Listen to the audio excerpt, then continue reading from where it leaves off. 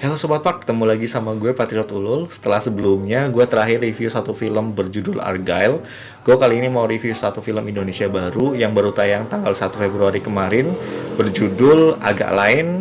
Dan ini film disutradarai oleh Muhadjli Aco yang juga jadi sutradara untuk film Ghostwriter 1 dan 2. Terus terakhir dia jadi sutradara untuk film Gara-Gara Warisan, dan juga dibintangi oleh 4 orang yang juga podcaster untuk channel Agak Lain, yaitu Bene, Boris Bokir, terus Indra Jegel, dan juga Oki. Awalnya gue pikir pas lihat trailernya ini film kayak sebenarnya film horor ya, tapi ternyata ini lebih ke drama persahabatan ya. Setelah gue nonton filmnya, film ini tuh menceritakan tentang persahabatan 4 orang dengan masalahnya masing-masing ya, yaitu Indra Jegel yang kecanduan judi online, terus ada Boris Bokir yang merantau untuk jadi tentara, malah nggak bisa masuk-masuk karena harus ada bisa dibilang uang suap, dan dia malah luntang-lantung di sana. Terus juga ada Bene yang punya pacar dan ingin segera dinikahi, tapi dia terkendala biaya karena sinamot yang mahal, mahar yang mahal bisa dibilang. Dan terakhir ada Oki yang juga punya kecanduan narkoba, tapi dia sayang sama ibunya yang sakit di sini. Sampai akhirnya mereka ini punya ide untuk bikin satu wahana rumah hantu di sebuah pasar malam, dimana awalnya rumah hantu ini tuh sepi pengunjung, madesu banget, sampai akhirnya ada satu gadun lah bisa dibilang yang lagi nemuin pelakornya. Di sini dia diperankan oleh Arif Didu, dan malah dia dicariin oleh istri sahnya. Dia ngumpet di rumah hantu tersebut, kena serangan jantung dan akhirnya mati. Nah, keempat orang ini akhirnya ngubur si Arif Didu ini atau si gadun ini di dalam rumah hantu tersebut gitulah. Awalnya malah bikin rumah hantu itu jadi nyeremin, jadi nggak enak lah untuk kerja. Dan mereka tuh kepikiran untuk manggil orang pintar supaya rumah hantu itu bisa bersih lah, nggak terrorize lah gitu bisa dibilang. Tapi ternyata gara-gara mereka ngubur si mayatnya Arif Didu ini, si gadun ini di situ, malah bikin orang yang masuk ke situ itu jadi ngeviralin, jadi ngerasa takut, dan akhirnya rumah hantu itu malah jadi rame. Awalnya mereka seneng ya, rame karena dapat cuan banyak. Tiba-tiba dari yang sepi pengunjung gak ada cuan sama sekali, tiba-tiba dapat cuan. Tapi akhirnya mereka sadar kalau yang mereka kubur itu ternyata bisa dibilang kayak orang penting lah di pemerintahan. Dan akhirnya polisi turun tangan untuk menyelidiki hal tersebut. Dan disitulah dengan berbagai macam upaya, akhirnya mereka itu berusaha supaya mereka ini nggak ditangkap lah. Terutama Oki yang bisa dibilang di sini trauma untuk masuk penjara lagi. Menurut gue juga scene mereka berempat ini hampir semuanya tuh kocak-kocak ya. Cuma ada satu scene sih yang Benny berantem sama Oki, itu adalah satu-satunya scene yang menurut gue itu agak-agak serius, agak-agak gue ngerasa oh memang persahabatan tuh seperti itu gitu loh. Dan lainnya tuh scene kocak lah, misalkan kayak mereka mau nemuin tukang kebersihan yang jadi saksi, tapi mereka bawa pentungan sama bawa garpu buat bersihin kebun. Terus juga ada ketika mereka ngobrolin hal-hal yang sensitif ya. Terus juga ada ketika Indra Jegel dan kawan-kawan nih lagi berusaha mindahin, spoiler alert, mayatnya ini. Mereka ketemu sama Ari Kriting, tapi Indra Jegel malah akhirnya mau ngobrol sama si Ari Kriting ini gitu loh. Dan ini menurut gue lumayan kocak sih di sini sih.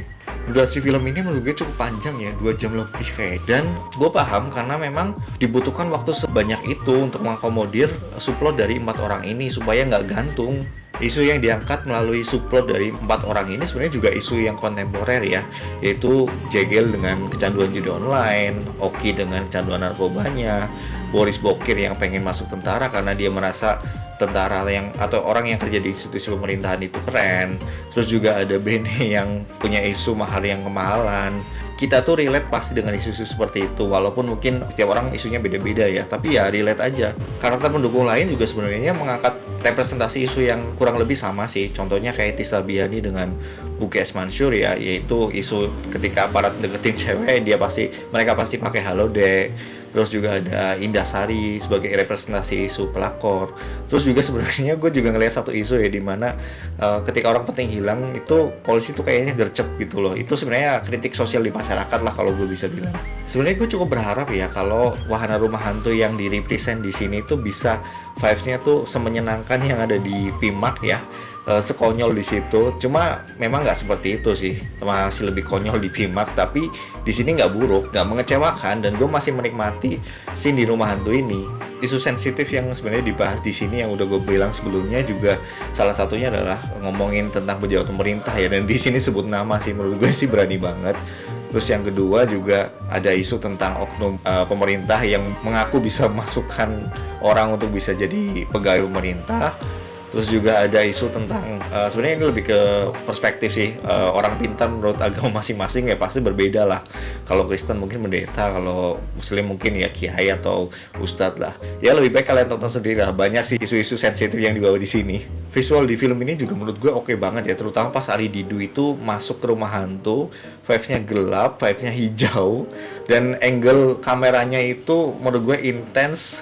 Kita masuk ke gimana menyeramkannya, perasaan ketika ditakut-takutin ya, dan itu gue seneng banget. Di sini tuh smooth lah, nggak ada angle yang tiba-tiba ngejeglak gitu loh. Ending dari film ini juga ya sedih sih. Gue jujur aja itu masuk ke dalam sentimental tersebut sih pas nonton endingnya. Yang endingnya mungkin lebih baik gak akan gue jelaskan lebih lanjut, tapi lu tonton sendiri aja. Dimana intinya persahabatan dari 4 orang ini gak runtuh walaupun resikonya tuh gede banget lah untuk kelangsungan dari isu-isu mereka. Satu hal banget ya yang gue sebenarnya nggak suka dari film ini adalah hard sellingnya. Walaupun kayaknya hard sellingnya cuma 2, yaitu salah satu bank dan juga ada salah satu minimarket. Tapi gue kurang suka hard selling yang ya terlalu kelihatan lah. Ya gue paham industri butuh sponsor, tapi menurut gue bisa dijelaskan lebih brief aja, nggak perlu sampai benefit dari sponsor tersebut sih. Dan terakhir mungkin segitu aja review film dari gue. Untuk skor gue kasih 9,5/10. Mau gue kasih 10 kalau hard sellingnya tuh bisa dibikin lebih smooth. Dan untuk kali ini gue apresiasi dari karyanya Muhadli Aco. Dan sering-seringlah bikin film kayak gini karena gue sangat menikmati film yang lu bikin di sini. Dan kalau gue ada salah, correct me if wrong. Kalau misalkan lu beda pendapat, silakan kita diskusi di kolom komentar. See you in the next movie review. Bye bye Sobat Park.